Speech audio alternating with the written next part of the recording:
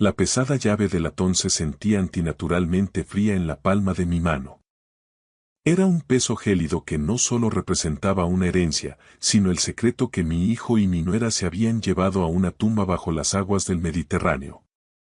Yo, Diego Pérez, capitán de corbeta retirado de la Guardia Civil del Mar a mis 66 años, con unos ojos que habían descifrado demasiadas tormentas y una piel curtida como el roble viejo por el salitre, permanecía sentado en el silencio sepulcral de aquel despacho de abogados en Barcelona. Observaba cómo el letrado deslizaba esa pieza de metal sobre el escritorio de caoba con una parsimonia irritante. El lugar apestaba a papel viejo, cera para muebles y ese polvo estático de los sitios donde el tiempo se detiene, un ambiente demasiado estéril para un legado tan turbio. Frente a mí, el albacea, un hombre de traje gris cuyo nombre mi memoria ya había decidido desechar, pero cuyo miedo era un rastro imposible de ignorar, evitaba mi mirada. Era un profesional curtido en los detalles rutinarios de la muerte, un notario de finales previsibles. Sin embargo, no podía evitar que sus dedos temblaran ligeramente al entregarme el sobrelacrado con las últimas voluntades de Silas Sirria. Junto a la llave, deslizó un trozo de papel con unas coordenadas GPS que, a simple vista, carecían de lógica cartográfica. Silas Sirria fueron categóricos, capitán, susurró, con la voz quebrándose levemente bajo el peso de una responsabilidad que claramente le sobrepasaba. El protocolo es estricto. Debe acudir usted solo. Sin su hija Alara, sin su yerno Leandro. Únicamente usted. Fruncí el ceño, sintiendo que la sospecha subía por mi pecho como una marea fría y oscura en una noche de temporal. ¿Por qué estas coordenadas en mitad de la nada? Mi voz sonó más ronca de lo habitual.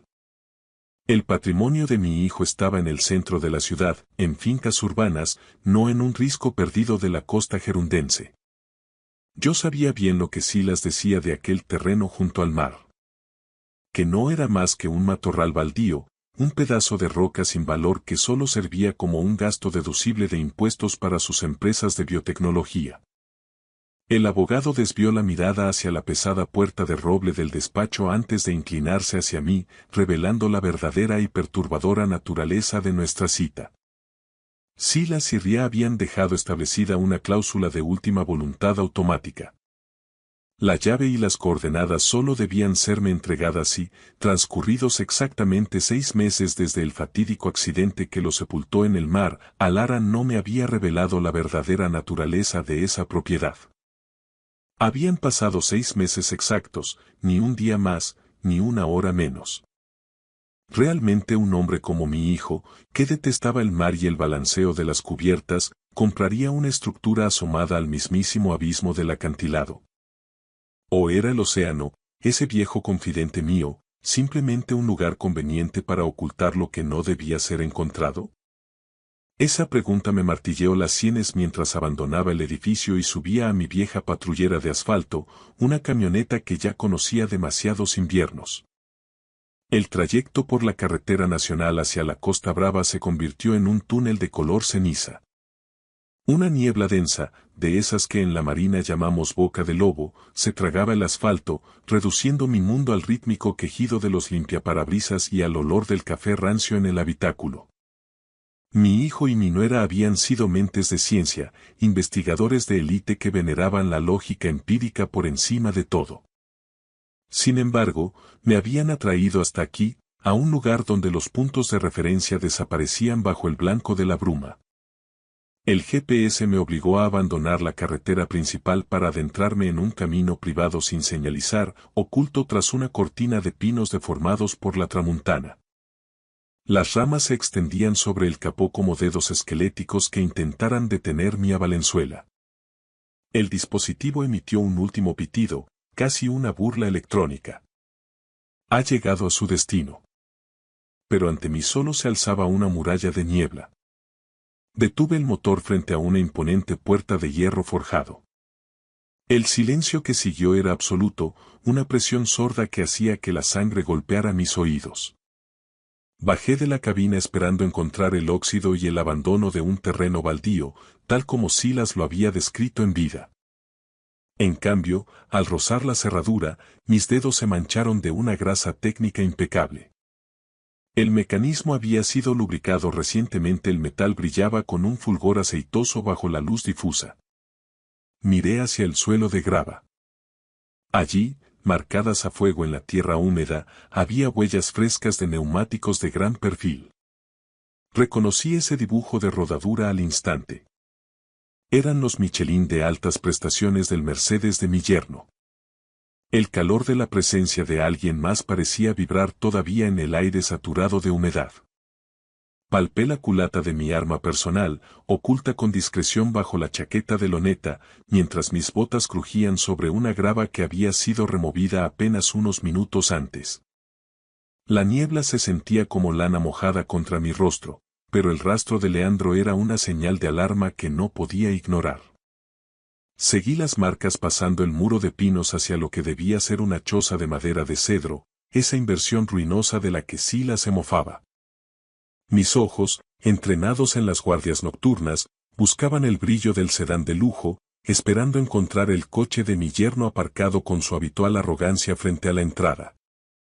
Pero la explanada estaba vacía. No tenía sentido náutico ni terrestre.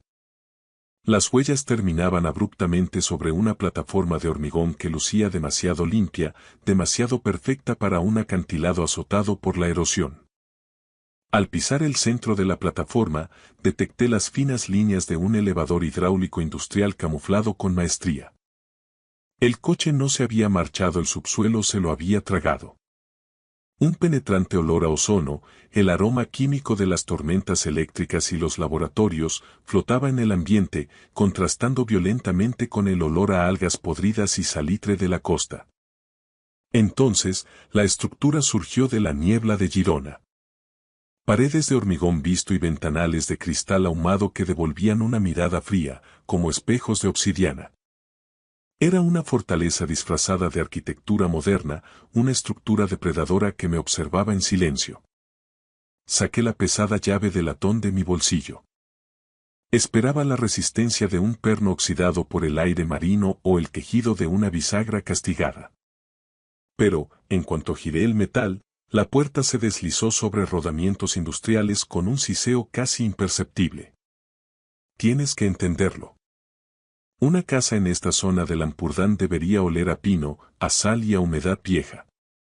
Este lugar, sin embargo, olía a la asepsia metálica de un quirófano de alta resolución. El vestíbulo era una transición brutal, un tajo seco entre el exterior salvaje del Ampurdán y una realidad clínica que no debería existir. No encontré ni rastro del serrín ni de las supuestas reformas que mi hija Alara mencionaba con tanta ligereza en nuestras cenas dominicales. No había vigas expuestas esperando el toque de un carpintero, ni el caos propio de una obra. En su lugar, me topé con un pasillo panelado en vidrio templado y cedro blanco, una combinación impecable que despedía un aroma a antiséptico hospitalario de alta gama y un rastro casi imperceptible de cítricos industriales. Mis botas de suela de caucho, pesadas y cubiertas del barro del acantilado, se sentían como una profanación sobre aquel suelo de resina blanca. Silas, Ria. ¿Qué demonios estabais construyendo aquí? La pregunta fue un susurro que murió ahogado instantáneamente por los paneles acústicos del techo. A Valenzuela por el corredor, manteniendo la mano derecha apoyada con firmeza sobre la empuñadura de mi arma en el bolsillo de la chaqueta. El silencio de aquel pasillo no era el de una vivienda deshabitada, era el zumbido eléctrico de un depredador conteniendo el aliento, el sonido de sistemas de soporte vital trabajando a pleno rendimiento. Cada luminaria estaba empotrada, proyectando un resplandor sin sombras que hacía que el aire se sintiera enrarecido, casi presurizado, como si estuviéramos a 10 nudos de profundidad. Llegué a un panel de seguridad biométrica montado junto a la entrada de lo que, según los planos que recordaba, debía ser la cocina. Su superficie de cristal negro azabache contrastaba con la calidez fingida de la madera. No había teclado numérico, solo una placa de vidrio retroiluminada diseñada para un escaneo de alta precisión. Mi mano dudó, movida por un rechazo instintivo hacia esa tecnología que parece despojar al hombre de su privacidad, pero la curiosidad del viejo marino venció a la cautela del oficial.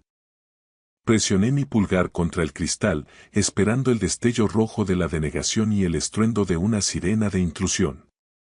En cambio, la pantalla parpadeó y mostró una línea de texto en un azul quirúrgico que me heló la médula.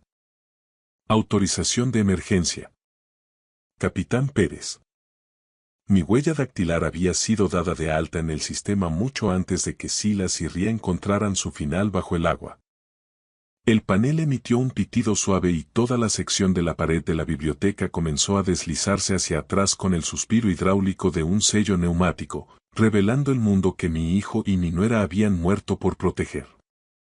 Crucé el umbral, llevando la mano instintivamente a la espalda, buscando la guardia. Pero lo que vi no requería fuego, sino un milagro. El sello volvió a cerrarse a mis espaldas, dejándome en una unidad de cuidados intensivos pediátricos de última generación que brillaba con cromo y luces indirectas. Aquello no era la clínica clandestina de un sótano, era una fortaleza médica de miles de millones de euros. 3 camas de alta complejidad ocupaban el centro de la sala, cada una envuelta en una arquitectura tecnológica que hacía parecer prehistóricos a los mejores hospitales universitarios de Madrid o Barcelona. El aire estaba saturado de ozono y desinfectante de grado quirúrgico, un sabor metálico que se adhería a la lengua como el sabor del miedo antes de un abordaje. Mientras caminaba por aquel santuario de acero y cristal, algo me obligó a detenerme en seco. Uno de los respiradores de alta presión que zumbaban junto a la cama más cercana llevaba un pequeño sello de latón remachado con el emblema de mi antigua unidad de la Guardia Civil. Era equipo especializado de búsqueda y rescate, material oficial que había sido reportado como perdido en acto de servicio durante un simulacro de hundimiento hace 5 años. Silas y Ria no solo habían diseñado un laboratorio, habían estado desviando recursos de las sombras, canibalizando suministros oficiales para levantar este lugar. El silencio de la sala solo se quebraba por el siseo rítmico de los ventiladores y el carillón melódico de los monitores de constantes que proyectaban un frío resplandor azul sobre el suelo prístino. Sentí la abrumadora certeza de que el hijo y la nuera que yo creía conocer eran solo fragmentos, proyecciones calculadas de las personas que realmente habían vivido entre estas paredes. ¿Cuántas vidas se habían negociado, comprado o salvado aquí dentro? Mientras yo pensaba que mi hijo se había limitado a ser otro cardiólogo de éxito con despacho en la zona alta de la ciudad, el siseo de la filtración de aire industrial parecía mofarse de mi ignorancia.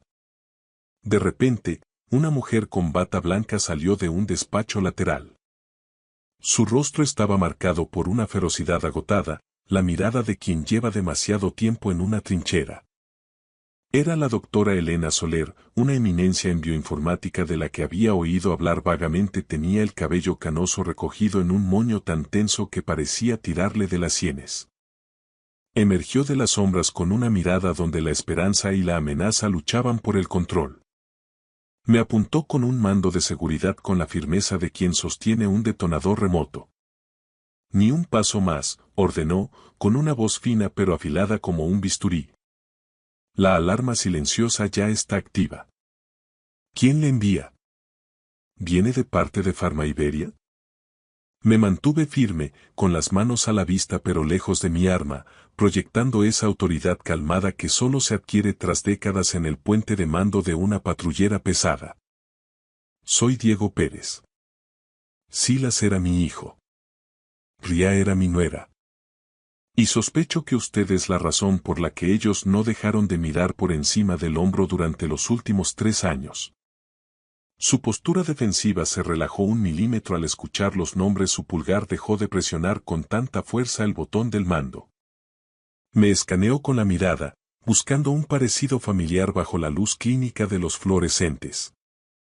Pude ver cómo la sospecha libraba una última batalla contra su agotamiento extremo. Bajó el brazo, pero sus ojos permanecieron alerta, siguiendo cada uno de mis movimientos con la precisión de un radar. Tiene que comprender una cosa, capitán, dijo, bajando la voz hasta convertirla en un susurro de urgencia vital. Esa alarma que he mencionado no avisa a la comandancia ni a la policía local. Está vinculada a un servidor encriptado en el extranjero. Si no introduzco mi código de vida cada 30 minutos, toda la base de datos de la investigación, todo aquello por lo que Silas y Ria entregaron sus vidas, será borrado de la existencia en un segundo. Dejó el mando sobre una mesa auxiliar. Sus ojos buscaron cualquier rastro de engaño en los míos antes de añadir en un hilo de voz. Silas me aseguró que terminaría viniendo. Dijo que usted era el único hombre capaz de navegar en la tormenta que se nos viene encima. En ese momento, un monitor principal cobró vida. Mi pulso comenzó a martillear contra mis costillas mientras los rostros de mi hijo y mi nuera se materializaban entre la estática digital. Sus ojos parecían alcanzarme desde el otro lado de la laguna Estigia. La doctora Soler manejaba la consola con una rapidez clínica que delataba que había reproducido esas imágenes 1.000.000 de veces. La luz azul se reflejaba en mis ojos cansados, subrayando las arrugas de mi rostro como si fueran el mapa de un territorio que ya no reconocía como mío. En la pantalla, Silas Pérez, cardiólogo pediátrico de 41 años, con una sonrisa cansada pero aún cálida, miraba a la cámara como quien graba su propio epitafio. A su lado estaba Ria, patóloga forense con una mirada afilada, manteniendo su mano sobre la de Silas en un juramento silencioso. Mi hijo tomó aire, con voz firme a pesar de la granulación del video. Papá, si estás viendo esto. Es que la niebla finalmente nos ha alcanzado. No nos busques a nosotros, Diego. Busca a los niños. Procedió a explicar la rebelión médica Protocolo 7, desgranando cómo habían pasado a la clandestinidad cuando el gigante farmacéutico Pharmaiberia intentó comprar y sepultar su cura para el neuroblastoma pediátrico por una simple cuestión de rentabilidad.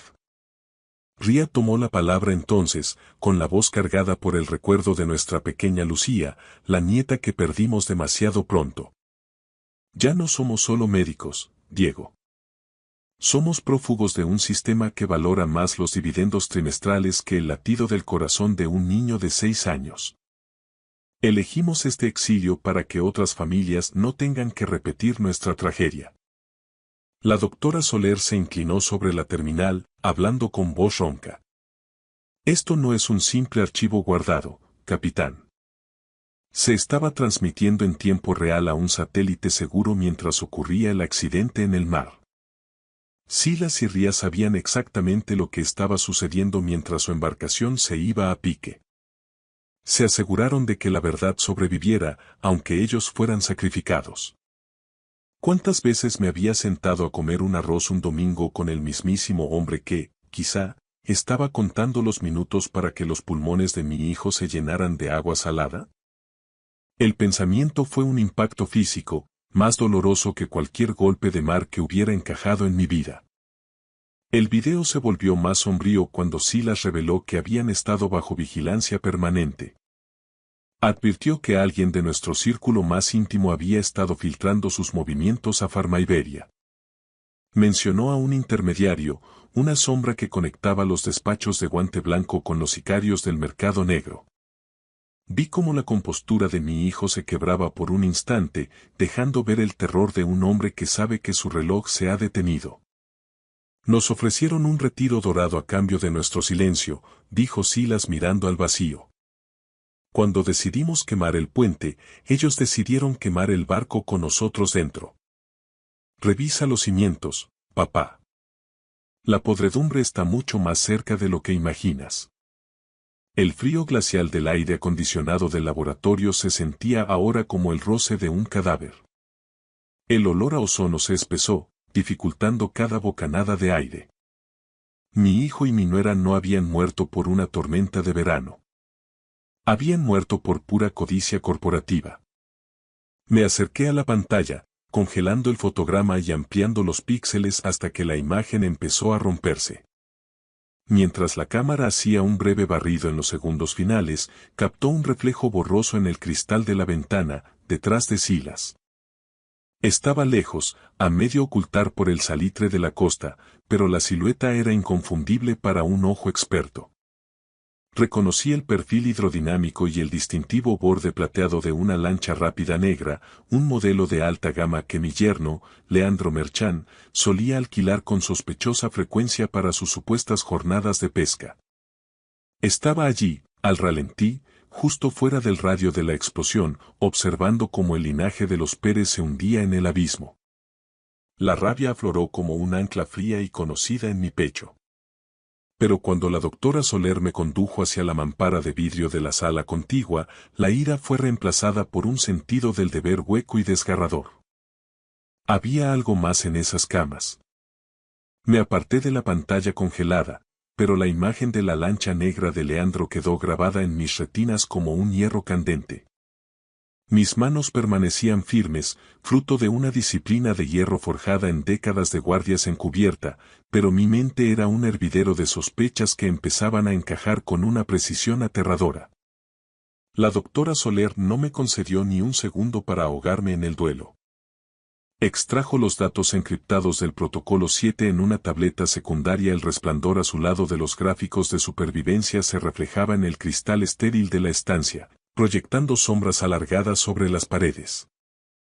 Explicó que Silas y Ryan no se habían limitado a encontrar un tratamiento paliativo, habían diseñado una terapia de activación inmunológica sistémica capaz de aniquilar las células del neuroblastoma con una tasa de éxito, sin precedentes del 87%. En un mundo médico dominado por los cuidados crónicos, aquello era un milagro que amenazaba cimientos financieros enteros. Sin embargo, la victoria era tan revolucionaria como frágil. Me reveló que la terapia no era un fármaco que pudiera sintetizarse en masa, era un tratamiento celular vivo, derivado de marcadores genéticos únicos de Silas y Ryan. Esto significaba que la cura moría literalmente con ellos, a menos que las muestras criogenizadas en esta instalación fueran custodiadas como el tesoro más valioso de la corona. Mi hijo y mi nuera no eran solo médicos, susurré, observando las curvas de remisión en el monitor. Eran insurgentes. Eran revolucionarios en bata blanca. Las estadísticas son solo abstracciones numéricas hasta que una de ellas te mira a los ojos y te pide una galleta. Sentí esa verdad de forma visceral en cuanto entramos en la zona clínica.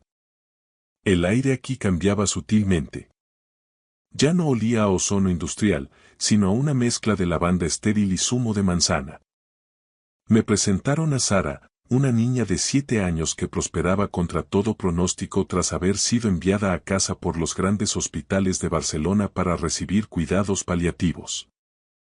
Estaba sentada en su cama, coloreando con una concentración feroz el dibujo de un faro. A diferencia de la imagen de fragilidad que yo esperaba encontrar, Sara lucía una vitalidad desafiante. Cuando levantó la vista, su mirada era clara, libre de la bruma de los sedantes fuertes. El zumbido de su monitor cardíaco era un pulso rítmico y saludable que llenaba la habitación. ¿Es usted el padre del doctor Silas y la doctora Ryan? Preguntó con una voz pequeña pero firme. Tiene los mismos ojos tristes que ellos cuando pensaban que yo no los veía. Me arrodillé junto a su cama, sintiendo el crujido de mis rodillas, ese recordatorio físico del peso de los años. Aquella sala no era una habitación de hospital, era un bote salvavidas en mitad de un océano negro, y yo era el único hombre que quedaba con fuerza para empuñar los remos. Estiré la mano y sentí el calor de su pequeña palma mientras ella presionaba un lápiz de colores contra la mía, como si me entregara un relevo. El doctor Silas y la doctora Ryan me prometieron que vería el mar de verdad muy pronto, dijo ella con una sonrisa esperanzadora. Estoy aquí para terminar lo que ellos empezaron, pequeña, respondí, y sentí como el manto de protector se asentaba sobre mis hombros con el peso del plomo. Te doy mi palabra de marino. Sara me entregó el dibujo en el que trabajaba. No era un simple faro de postal. Era un mapa detallado de la línea de la costa gerundense, trazado con una precisión topográfica que me erizó el vello. En una esquina, una X oscura marcaba un sistema específico de cuevas submarinas que yo conocía palmo a palmo de mis tiempos patrullando esos acantilados. Al mirar esa marca, comprendí el mensaje.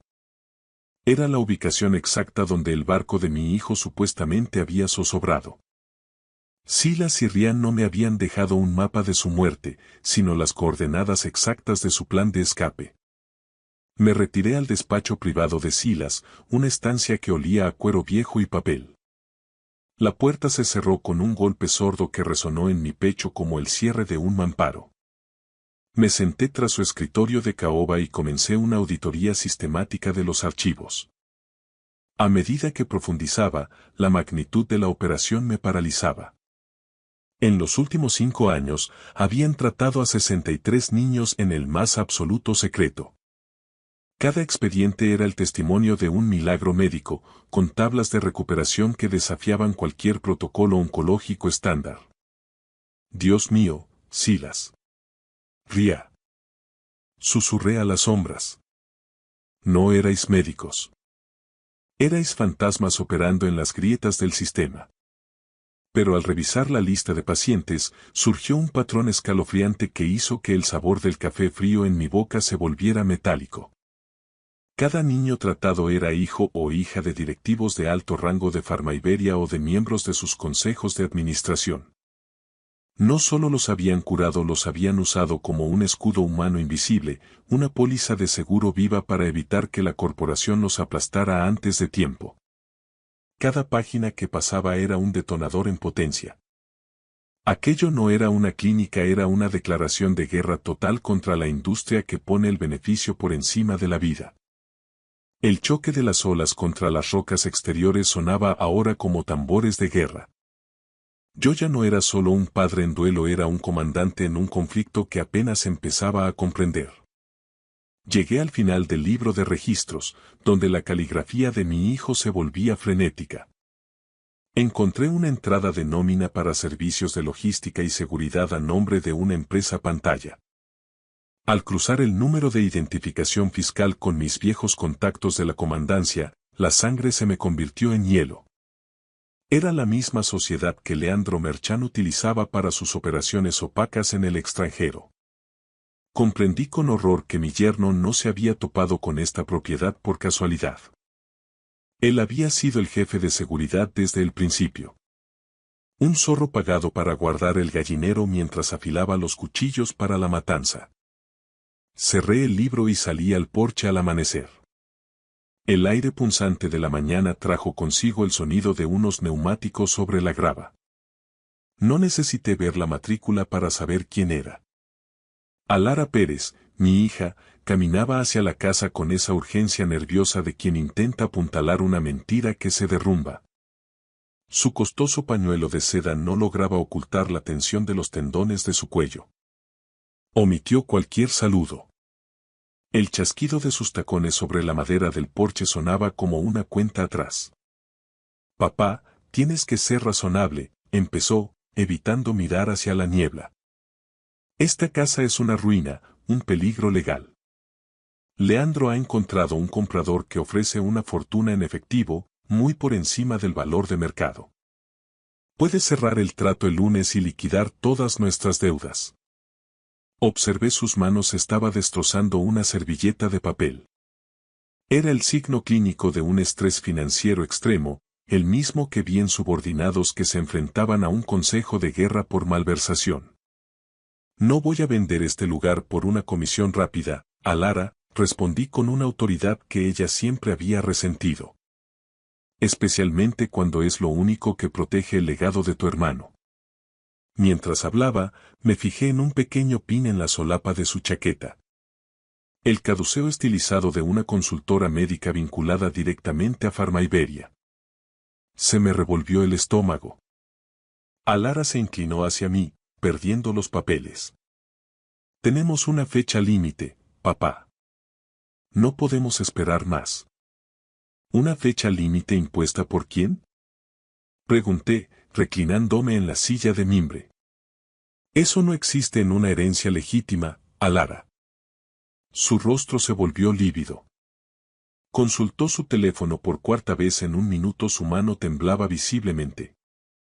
¿Cuánto vale la lealtad de una hija cuando su marido se ahoga en un mar de números rojos? La pregunta quedó suspendida en el aire, puntuada por el lamento lejano de una sirena de niebla. Cuando mencioné de pasada los vínculos de Leandro con la seguridad de la finca, ella no intentó negarlo. Simplemente buscó sus llaves con movimientos erráticos. Olvídalo, espetó, retrocediendo hacia el coche. Piénsalo bien. Por el bien de lo que queda de esta familia. Huyó, y el rugido del motor de su coche fue un quejido de desesperación que se perdió en la bruma. Me quedé allí, solo. Alargué la mano bajo la mesa de mimbre donde ella se había apoyado y mis dedos rozaron algo fuera de lugar. Un micrófono oculto, un dispositivo de alta frecuencia. Lo arranqué con desprecio. No había venido a hablar, había venido a recolectar pruebas de mi supuesta demencia para forzar una incapacitación legal y vender la propiedad. Sostuve el pequeño insecto negro en mi palma y miré hacia el mar, sabiendo que los buitres ya no sobrevolaban el acantilado. Ya se habían posado en mi propia mesa.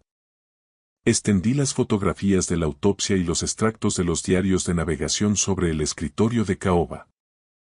Mis ojos escaneaban los datos con la precisión milimétrica de un hombre que ha pasado 3 décadas rescatando cadáveres de pecios, restos de accidentes que, en la mayoría de los casos, no tenían nada de accidentales.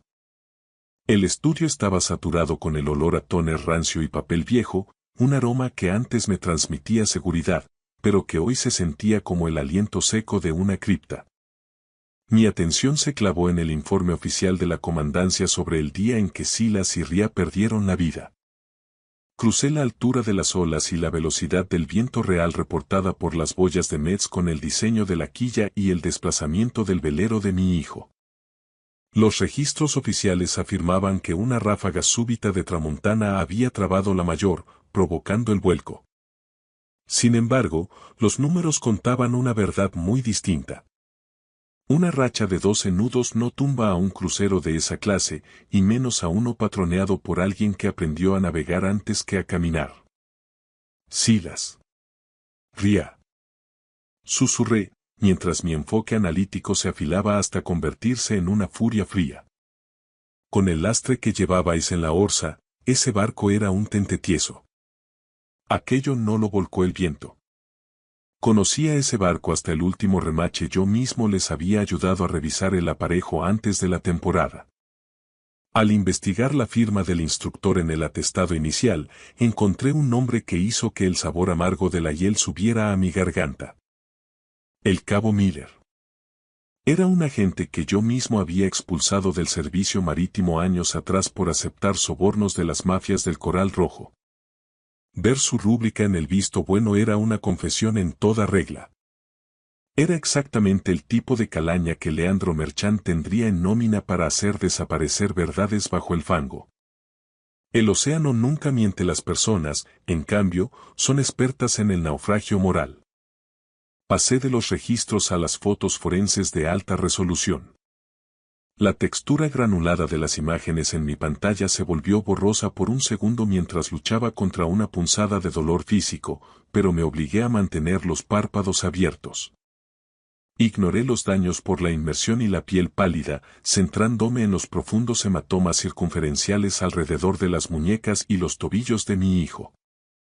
El forense los había catalogado como traumatismos por impacto contra el aparejo durante el vuelco, pero yo he visto demasiada violencia en alta mar para tragarme esa mentira.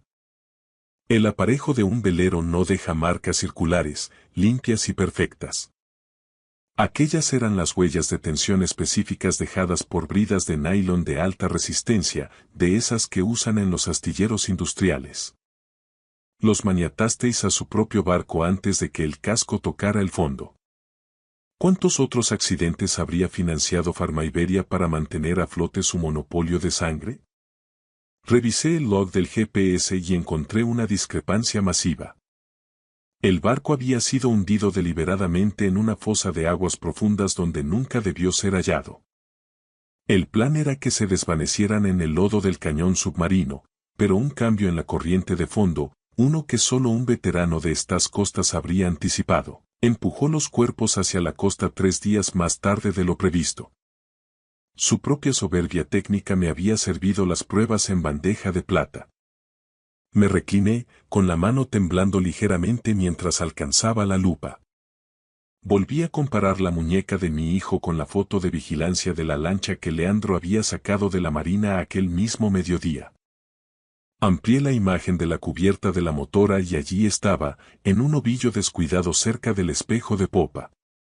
Un tramo de la misma drisa de nylon azul que había firmado la sentencia en la piel de Silas y Ria. Los buitres no solo habían aterrizado, habían dejado su tarjeta de visita en el escenario del crimen. No esperé a que la campana sobre la puerta de la farmacia dejara de sonar antes de clavar mis ojos en el boticario. La carpeta con las fotos de la autopsia pesaba en mi mano como un ancla de plomo. Miller, el farmacéutico local, con ojos esquivos y los dedos amarillentos por el manejo de reactivos, estaba tras el mostrador como un reo esperando el garrote vil. El chirrido de mi suela sobre el linóleo sonaba como el veredicto de un tribunal. No saludé. Desplegué la lista de compuestos oncológicos que encontré en el laboratorio secreto y vi cómo el rostro de Miller perdía hasta el último rastro de color. Silas era un buen hombre. Tartamudeó, mientras sus dedos tamborileaban nerviosos sobre la caja registradora. Yo solo ayudaba a esos niños, comandante. Los hombres buenos no te piden que falsifiques los libros de sustancias controladas, Miller, sentencié, bajando mi voz a esa frecuencia de mando que no admite réplica. No tienen por qué hacerlo. Vi cómo su compostura se deshacía. Sabía que yo tenía en mi poder las pruebas para enviarlo a prisión y revocar su licencia de por vida. Miller miró hacia la calle con pavor y me hizo una señal para que pasáramos a la rebotica. Allí, entre estanterías cargadas de viales, la máscara de decencia cayó por completo. Me confesó que Silas no solo compraba suministros, le entregaba muestras del suero del protocolo 7 para que Miller las ocultara en una cámara frigorífica camuflada bajo el suelo, por miedo a que Farmaiberia asaltara la finca.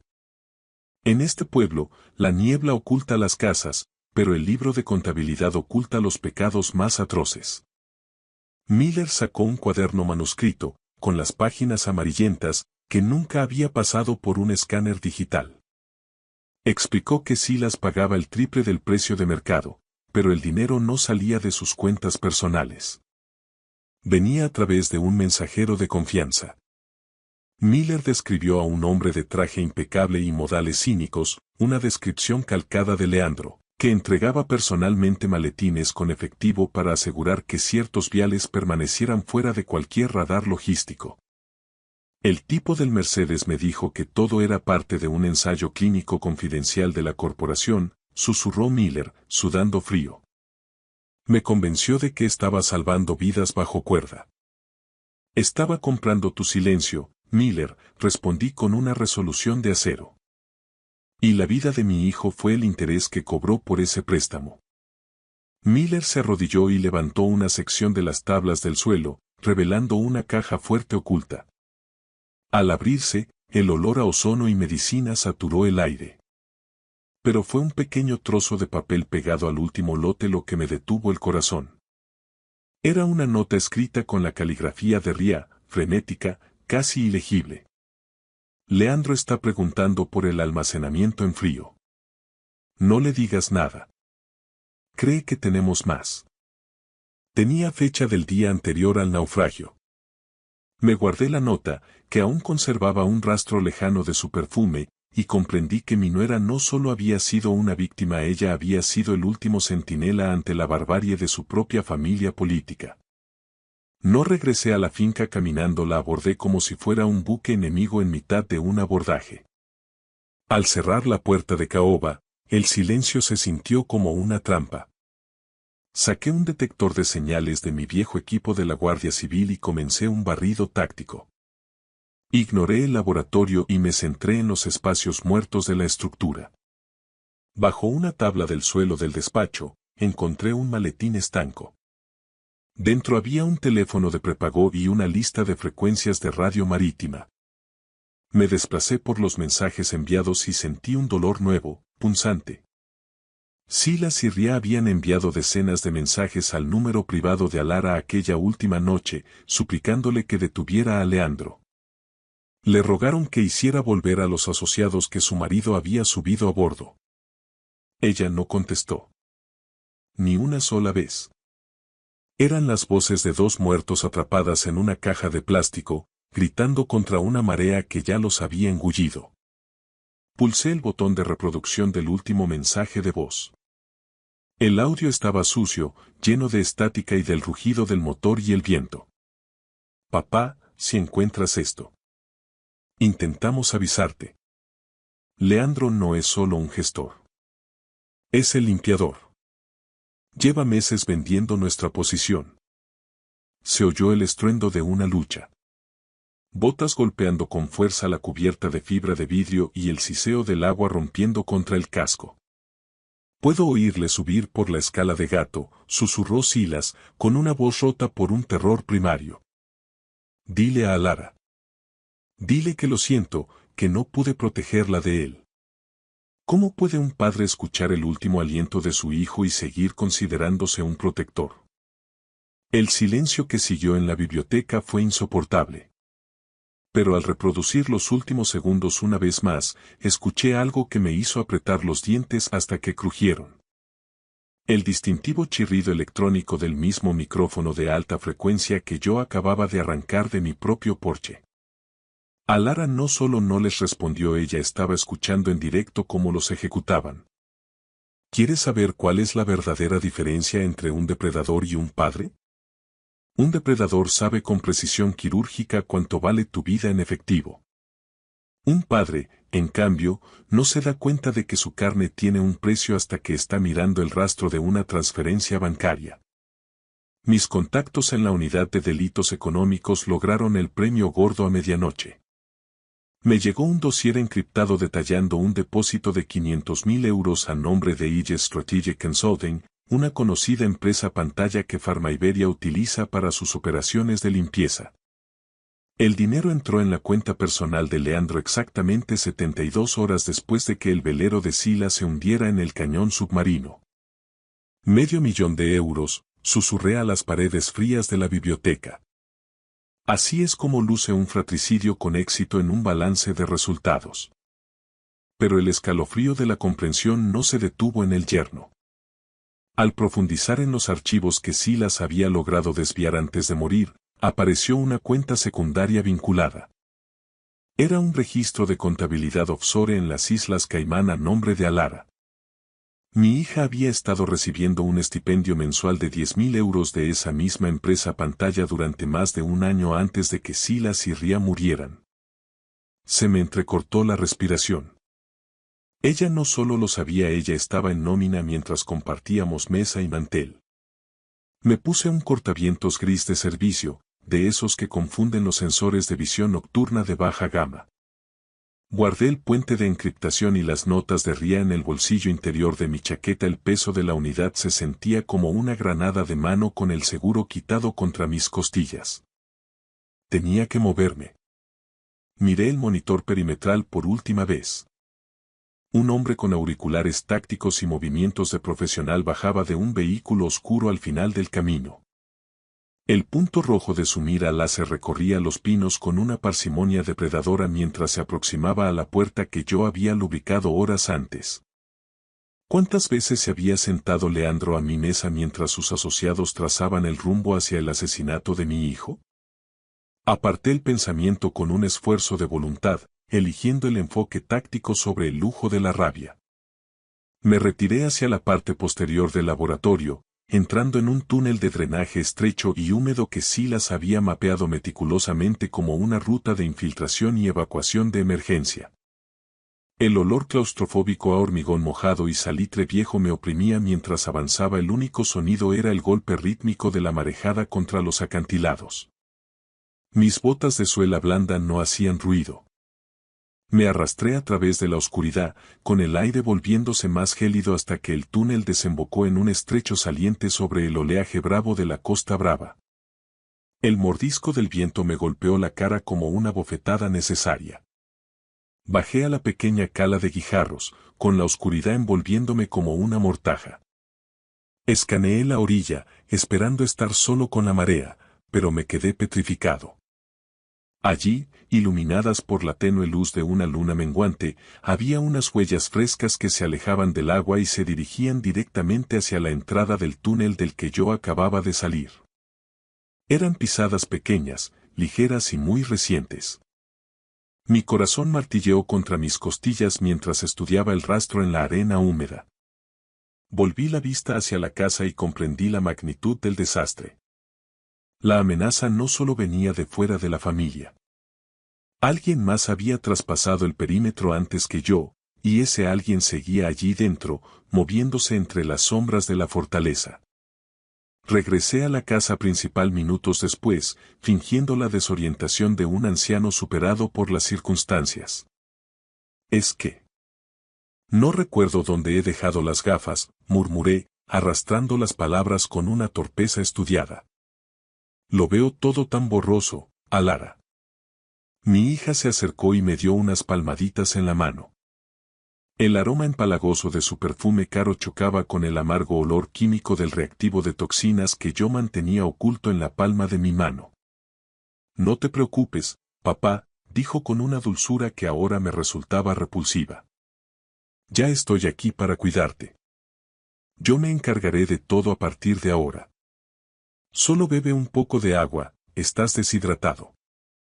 Sirvió un vaso de mi botella abierta en la encimera y lo puso frente a mí con una sonrisa gélida. Esperé hasta que se retiró al salón para hacer lo que supuse sería una llamada de confirmación. En ese momento, saqué el kit de detección clandestina que llevaba oculto bajo la manga. Analicé el agua y el residuo de la cafetera. La tira reactiva se tiñó de un púrpura intenso. Un derivado de benzodiazepina de alta afinidad. Era una herramienta de extracción profesional, diseñada para inducir amnesia anterógrada y desorientación severa sin dejar rastro en un análisis convencional. Mi sangre se convirtió en hielo cuando, acto seguido, revisé mi organizador de pastillas. Alara ya había reemplazado mi medicación para la tensión por placebos inertes.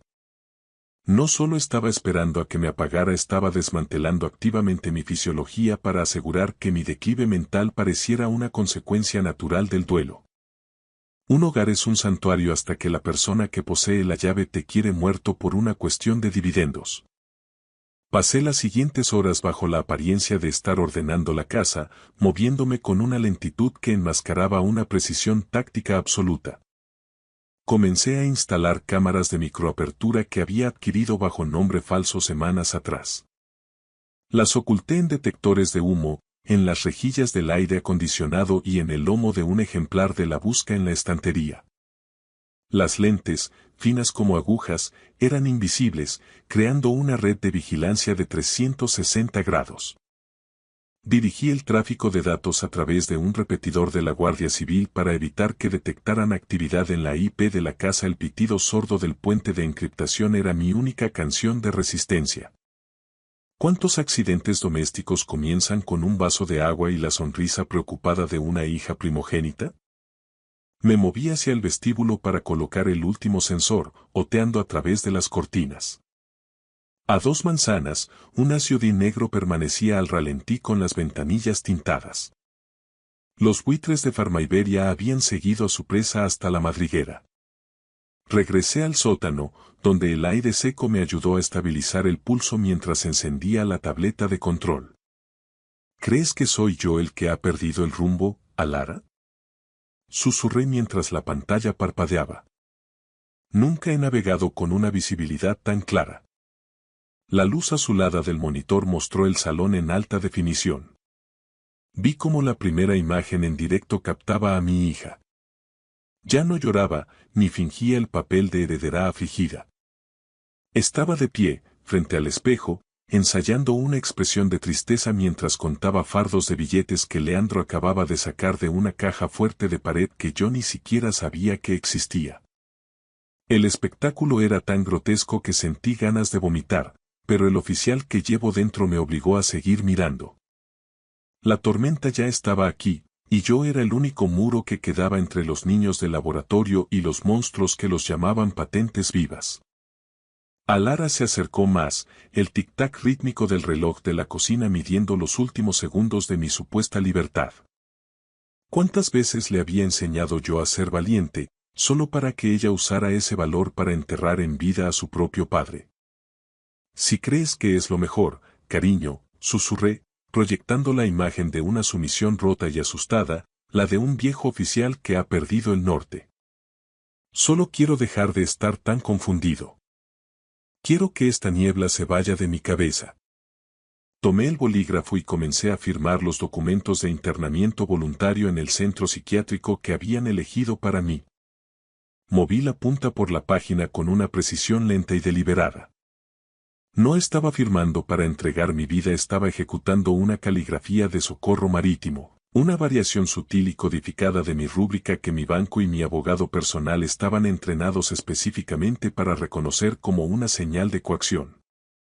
Alara tomó los papeles con una sonrisa triunfante, una chispa de codicia iluminándole los ojos, sin saber que la tinta en esa página era el primer eslabón de la soga legal que empezaba a cerrarse sobre su cuello. Había una especie de simetría oscura en todo este entramado.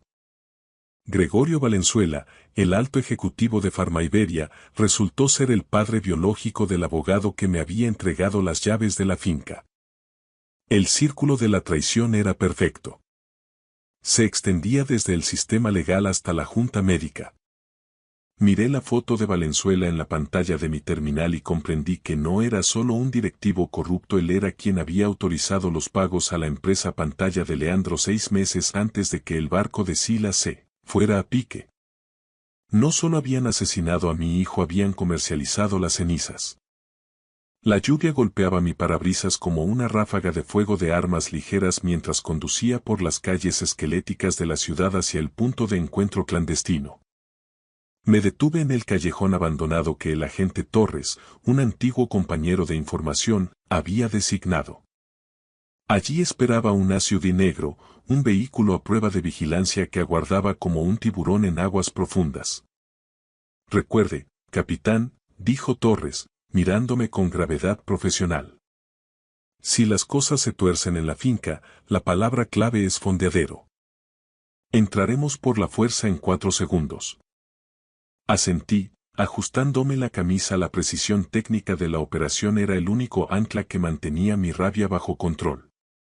Mientras Torres revisaba el dossier de activos, una última imagen apareció en la pantalla central. Era una foto de vigilancia de un funeral, granulada y en blanco y negro.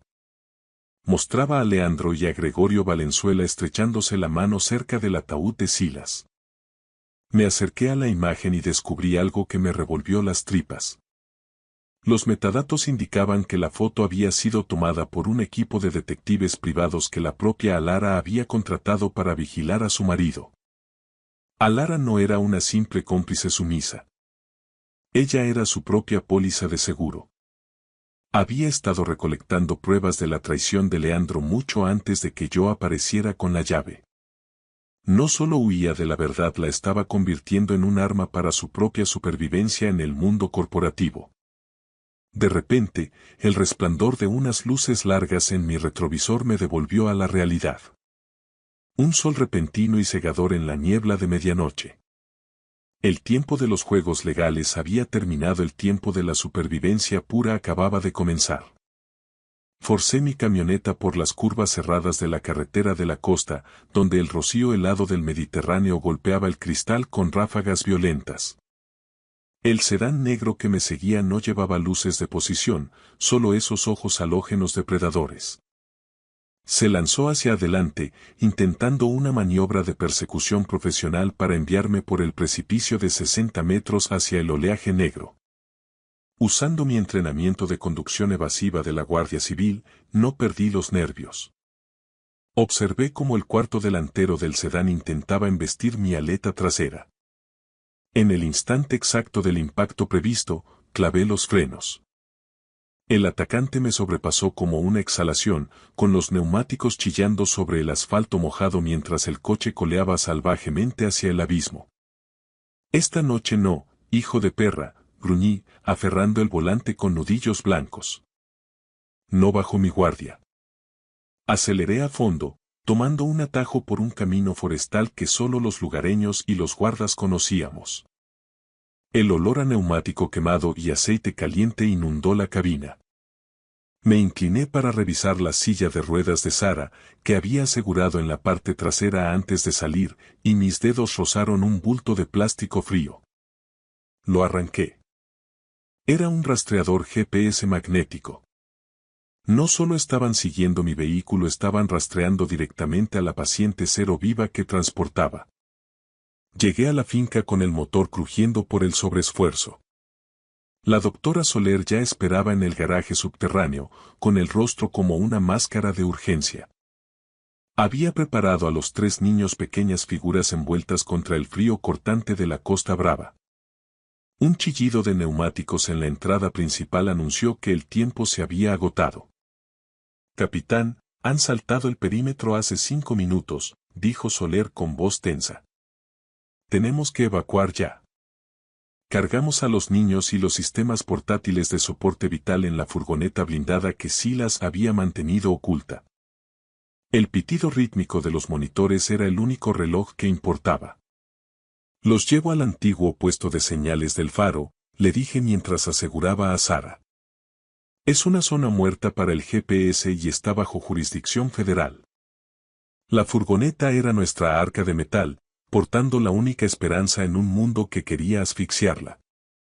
El golpe pesado del portón blindado al cerrarse selló el destino de los niños lejos de los lobos. Salimos a través del matorral, con la luz pálida del faro de Roses apareciendo a lo lejos como un dedo que nos llamaba desde la salvación. Al llegar al segundo refugio, la doctora Soler me entregó un objeto pequeño.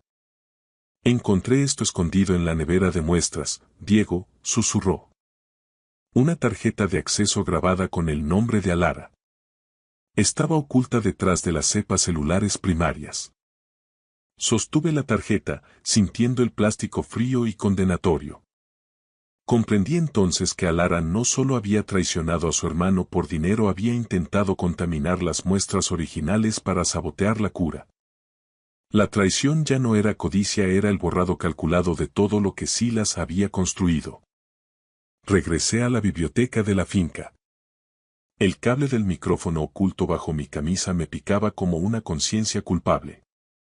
Los niños estaban a salvo y el cebo estaba puesto.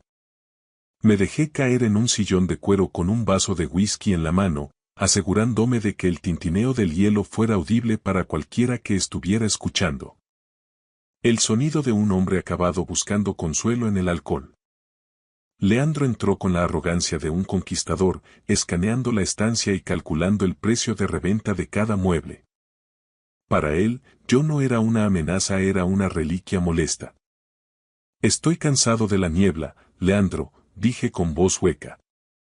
«Estoy listo para firmar las escrituras de cesión. Solo necesito saber una cosa. Dime que fue rápido. Dime que no sufrieron en el agua». Leandro se sirvió un trago, con el brillo de un depredador que ya no necesita esconderse. «Siempre fuiste demasiado sentimental, Diego. En los negocios de este nivel no hay sitio para los fantasmas». Se apoyó contra el escritorio de caoba, agitando su vaso con displicencia. De hecho, sonrió cuando me confesó que fue Alara quien sugirió usar la brisa de nylon azul. Ella sabía que Silas no sospecharía de un cabo náutico. Se rió entre dientes. «Es poético, si lo piensas. El mal no siempre tiene cara de monstruo, a veces tiene la cara de un yerno con un traje a medida». Provocado por mi supuesta debilidad, su ego tomó el timón. Se burló de Silas y Ria, llamando los Boy Scouts que intentaron sabotear un ecosistema financiero de miles de millones. Describió con un detalle escalofriante cómo usó los sedantes de la farmacia de Miller para drogarlos antes de maniatarlos al aparejo. Quería asegurarse de que se hundieran con el barco mientras sus pulmones buscaban un aire que ya no existía. Sin saber que cada palabra, cada risa y cada confesión estaba siendo transmitida en tiempo real a la central de la Guardia Civil, mientras él grababa el hundimiento con la frialdad de quien registra una transacción de activos. El dinero manchado de sangre dejó a Leandro Merchán como lo que siempre fue. Un naufragio moral envuelto en un traje de diseño italiano. Alara fue sentenciada a una pena de 8 a 15 años de prisión. Su acuerdo de culpabilidad se vio mitigado por su estado de gestación y su tardía cooperación, pero el juez no tuvo clemencia ante las pruebas de sus intentos de sabotaje biológico y la campaña de manipulación química a la que me sometió. Las acciones de la acusada no fueron un simple error de juicio, declaró el magistrado, cuya voz resonó en la sala como un trueno. Fueron un borrado calculado de vidas humanas en favor de un beneficio corporativo. El golpe del mazo fue el último disparo en una guerra que no dejó supervivientes, solo testigos rotos. El eco hueco señaló el final de una era. Espero que el dinero haya valido este silencio, hija mía, pensé, mientras la escoltaban hacia los calabozos de la Audiencia Nacional. No me miró hasta el último segundo. Al cruzar el umbral, con un movimiento rápido y desesperado de su muñeca, dejó caer un trozo de papel doblado a mis pies. Esperé a que los flashes de la prensa se detuvieran antes de recoger el sobre.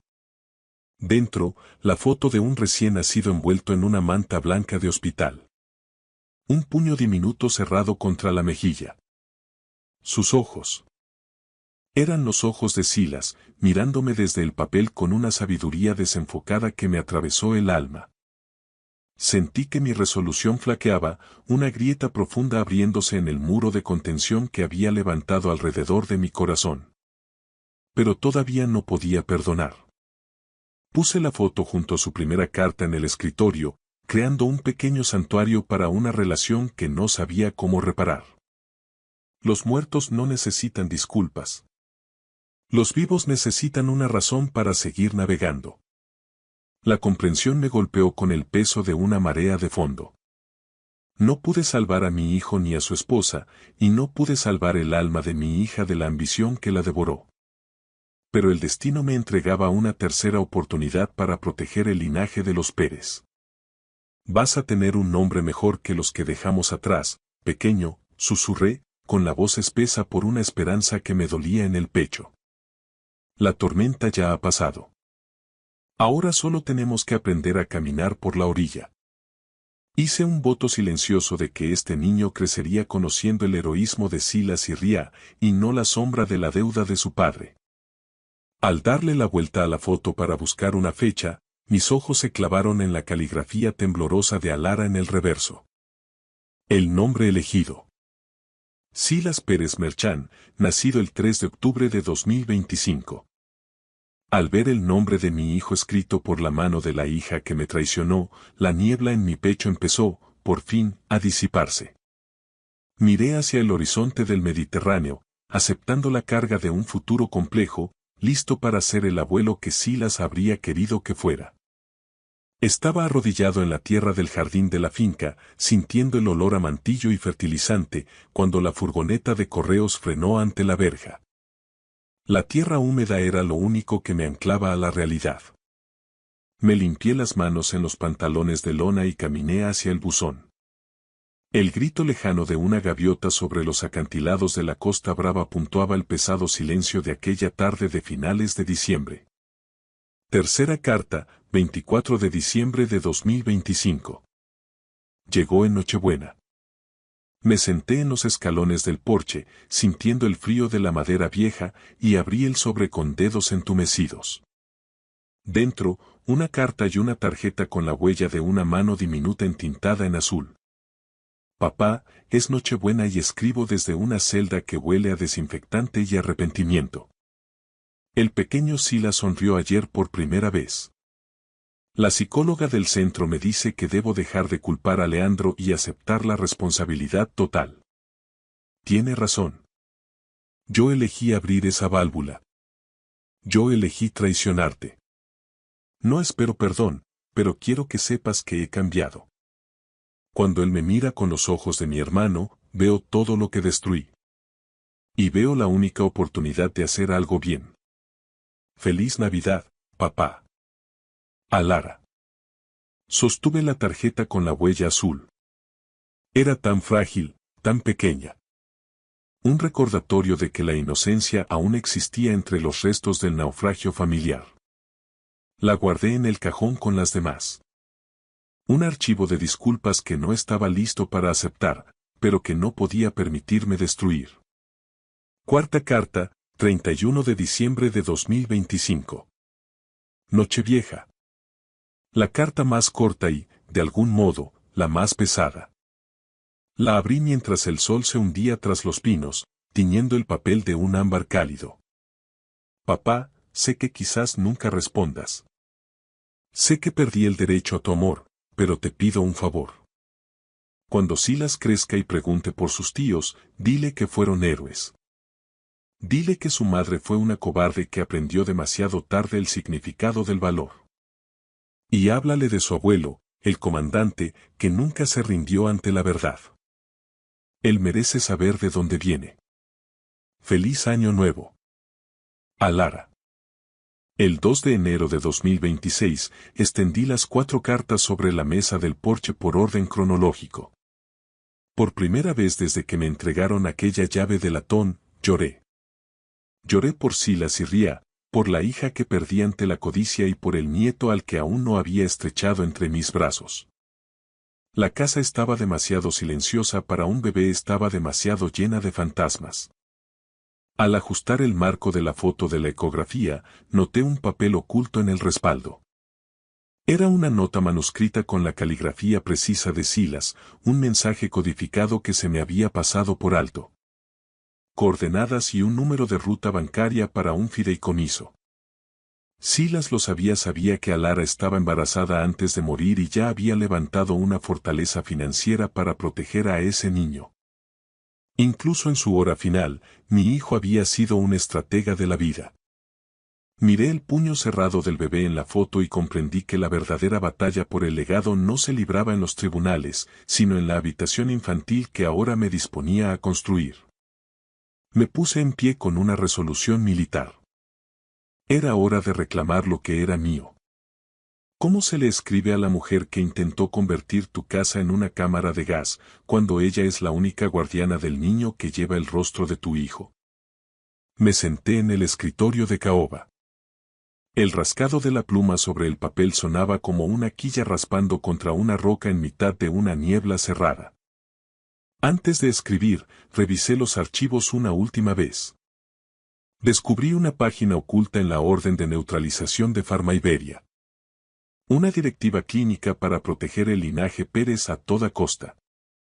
La corporación no solo quería eliminar a Silas, veían a su descendencia como propiedad intelectual, una patente viva que pretendían cosechar. El niño era el premio final de su balance de cuentas. Me llevaré al niño, escribí con mano firme y honestidad de marino. No porque me lo pidas, sino porque él merece un nombre que no sea una sentencia. La clínica permanecerá cerrada, la investigación será para la fundación y el niño se queda conmigo. Sellé el sobre. El sonido del adhesivo se sintió como el cierre de un mamparo de acero ante un temporal de fuerza 10. Una pluma es algo pequeño cuando has pasado la vida empuñando el timón de una patrullera pesada, pero hoy pesaba más que cualquier ancla. Salí de la casa y bajé hacia el borde del acantilado. El viento cargado de sal azotaba mi cabello canoso y el salitre me escocía en los ojos. Me quedé allí mucho tiempo, observando el rítmico romper de las olas contra la piedra, sabiendo que, aunque el mar se había llevado a mi hijo, me había devuelto una razón para no soltar el timón. La tormenta había terminado, y en el horizonte, por primera vez en mucho tiempo, la visibilidad era ilimitada. Gracias por escuchar la historia hasta el final. Dale like y deja un comentario. Suscríbete al canal y activa la campana para no perderte la próxima historia. Les deseo todo lo mejor.